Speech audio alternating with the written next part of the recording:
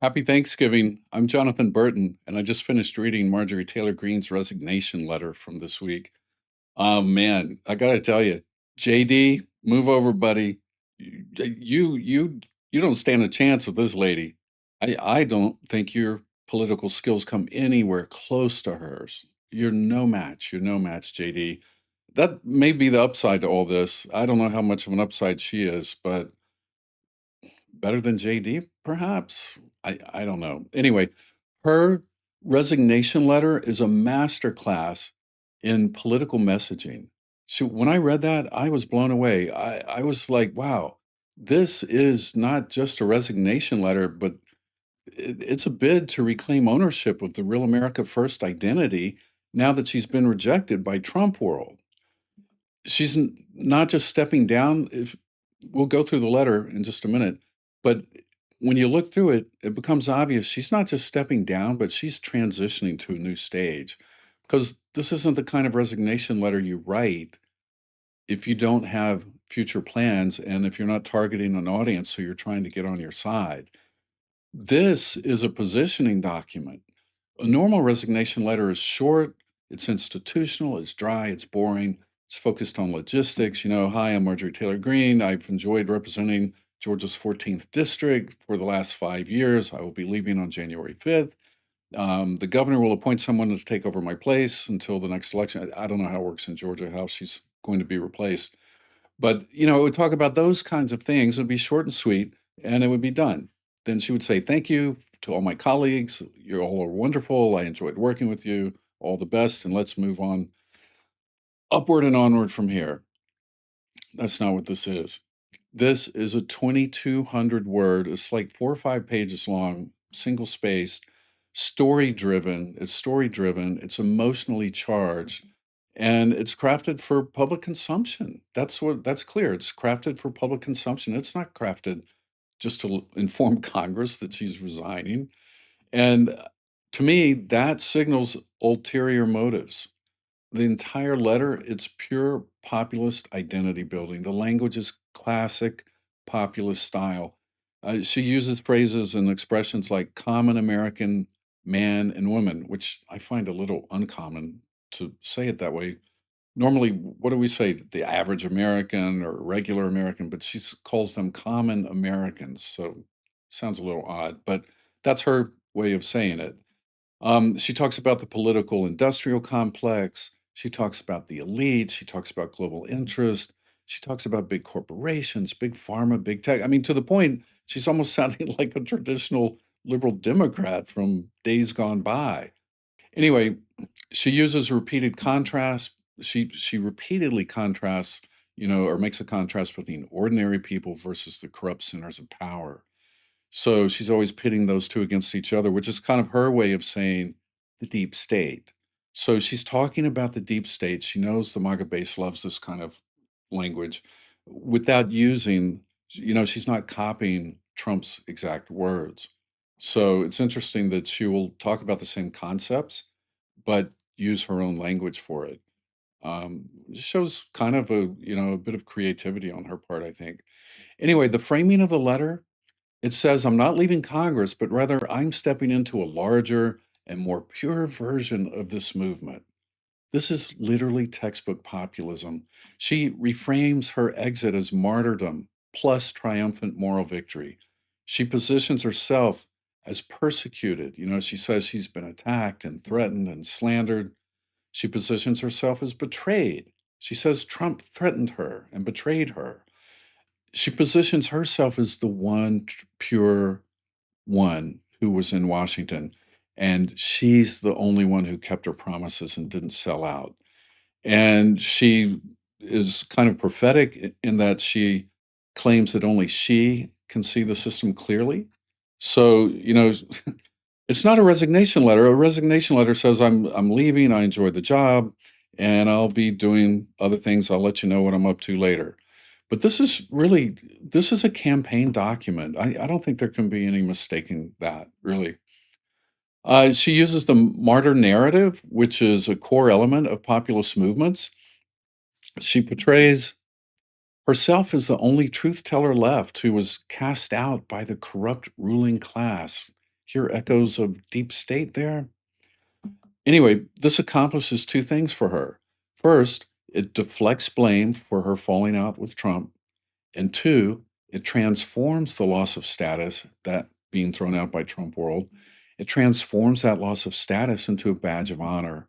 It's the classic exit as purification strategy. In other words, I left because I'm the only one who's pure. And by leaving, I will remain pure. By leaving this corrupt group of people in Washington, I am the only one who will remain pure. Now, let's take a look at the letter. I've highlighted some parts of it that uh, show what I just said. This is the evidence to prove my point or to make my point. She starts off, I've always represented the common American man and woman as a member of the House of Representatives, which is why I've always been despised in Washington and never fit in. Okay. This allows her to say, yeah, I was in Washington for 5 years, but I didn't fit in. So I'm still an outsider. This will give her the outside status, but in in a advantage that she'll have over Trump in 2016, she'll have outsider status, but with an insider's view. He didn't have that. And very few people who claim to be outsiders do have that because they are genuinely outsiders. But she's positioning herself as an outsider. This is brilliant, really. It's genius. As an outsider, but who's gotten an inside view. That's going to be strong. That's going to be strong. Now, what J.D. Vance will be able to do in 28 is, uh, well, he won't be able to do any of that because he'll be the ultimate insider by then. I think he's already seen as an insider doing whatever Trump wants. So it's going to be very hard for him to defend himself against charges that she's going to make. Well, you stayed in, you're part of the corruption. Look how it's failed. I think she sees that this is going to fail. I think that's why she got out. She wanted to get out before before it all failed. And another reason, she has been uh, rejected and not liked by the Republicans in Congress. And she was not very well liked by Trump, I don't think. She always did things that he considered out of control and unpredictable, and he doesn't like that, obviously. He likes to have full control over people, and nobody had full control over her. That's why they didn't like her. So she got out. She now has the insider's view. JD has the insider's view, but he does not have the outsider status. She's giving herself outside status. She's creating it for herself by leaving. This is kind of brilliant, really. All right, next paragraph, she says Americans are used by the political industrial complex of both political parties. Okay, MAGA loves to hear that. That's what MAGA thinks. It's also what a lot of people who aren't MAGA think.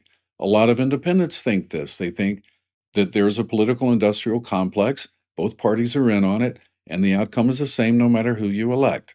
So she's positioning herself to say, yeah, I know it's the same no matter who you elect, except with me it's different because I got out. I resigned. I left that corrupt morass in Washington. Okay. So she says Americans are used to the political industrial complex, used election cycle after election cycle in order to elect whichever side can convince Americans to hate the other side more. And I think that resonates with everybody. She pulls out some truths that pretty much everybody can see and agree with, which is going to give her more power in a campaign if she decides to run in 28. And she says, so we have this election or political industrial complex, and the results are always the same, no matter which party governs, Republican or Democrat. Nothing ever gets better for the common American man or woman. Come on with this common American man or woman. This gets old, actually. Anyway, she says the debt goes higher. Corporate and global interests remain Washington's sweethearts. Deep state. MAGA loves to hear this. A lot of people think this is true. I mean, I think it's true. She says American jobs continue to be replaced, whether it's by illegal labor or legal labor by visas or just shipped overseas. Okay, hate immigrants. Let's keep hating the immigrants. Got that. Got that issue nailed now. Americans' hard-earned tax dollars always fund foreign wars, foreign aid, and foreign interests. Okay, America first. No foreign involvement, no foreign wars. This is all MAGA, MAGA. Okay. The average American family can no longer survive on a single breadwinner's income as both parents must work in order to simply survive. Okay. Something a lot of people feel in their guts, and a lot of MAGA people feel that. This is where she's going to start pulling people away from Trump world MAGA, because they, I think by 28, if they haven't already, will start to see, yeah, my economic situation has not gotten any better under this guy. In fact, it's gotten a lot worse. So this is how she's going to be able to pull them away, by saying, yeah, I was a part of it, but I got out before they ruined everything, because I already could see that they were on the road to ruining everything. All right. Gee, I'm telling you, this is a brilliant letter. It's a brilliant letter, whether you like her or not. I'm not, I'm not going to vote for her, but it's a, as far as politics goes, this is a brilliant letter. Really is. She says, I ran for Congress in 2020 and fought every single day, believing that Make America Great Again meant America first. So, see how she's slowly shifting, subtly shifting from Make America Great Again to America first. And that's going to be her agenda. That's going to set her apart a little bit from whoever runs from Trump world, which, will probably be somebody like JD or Marco Rubio. And then she goes on to say, I have one of the most conservative voting records in Congress defending the First Amendment, the Second Amendment, unborn babies. I believe God creates life at conception, strong, safe borders. I fought against COVID, tyrannical insanity, mandated mass vaccines. So, all the MAHA stuff, make America healthy again by taking away all the medicines that keep us healthy. How that's going to work, I don't know.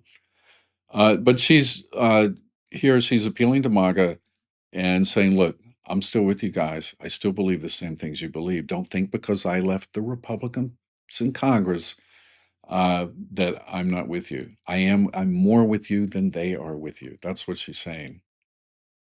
Really, really interesting work. And you know what? This does not read like a letter that she had any help on, because it's pretty roughly written, and it's not very well written, actually. I think this just came out of her. I think it's a natural talent she has. Like, she just knows. It's like if she sat down and read a textbook on how to position myself as a populist, this is what would come out. And she's put it in her own words, her own down home words, which is kind of interesting. Okay, so she talks about the shutdown. She says, during the shutdown, I raged against my own speaker and my own party for refusing to proactively work diligently to pass a plan to save American healthcare and all that. So here she's positioning herself as the ultimate outsider who was an insider. And here's how she turns her insider status into outsider status. She says, yeah, I was on the inside, but I went against my party. So I was actually an outsider. And I was the only one who stood up to them. So you see how she goes? She says, look, Americans believe that I won't be able to find it here. Yeah, here it is. That no matter which political party's in power, nothing ever goes right. Nothing ever improves for people. And look at me. Yes, I was part of the Republican Party, but I was the one who stood up against my party. She went up against Trump. She went up against the Republicans in Congress. And that's right. She did do those things. So now she's using them in a very powerful rhetorical way to say, I'm your woman. I should be your next president. And then down here, I'm skipping a lot because too long to read the whole thing. And it's kind of, the same thing over and over again. But down here, she says, these are the people I represent and love because that is who all of my family and friends are, common Americans. I'm just like you. Let's go out and have a beer together. Uh, so, yeah, I'm one of you. I come from you. I'm your people. That's what she's basically saying. Okay, we're getting near the end. She says, you see, I have never valued power, titles, or attention in spite of all the wrong assumptions about me. I don't cling to these things to those things because they are meaningless and empty traps that hold too many people in Washington. And she says she believes in term limits. Okay, so I don't value all those things that the elite values. So I'm not one of the elite. I'm one of you. I'm not part of the deep state. The deep state values those things. I'm not. It's her way of saying I'm not the deep state, and everyone else there is. So if you vote for anyone who's in power right now who hasn't resigned already, you're going to get more of the same. That's what she's saying. Really positioning herself uniquely on the Republican side for, I think, a very strong campaign against anybody else, especially JD and anybody who remains part of that administration.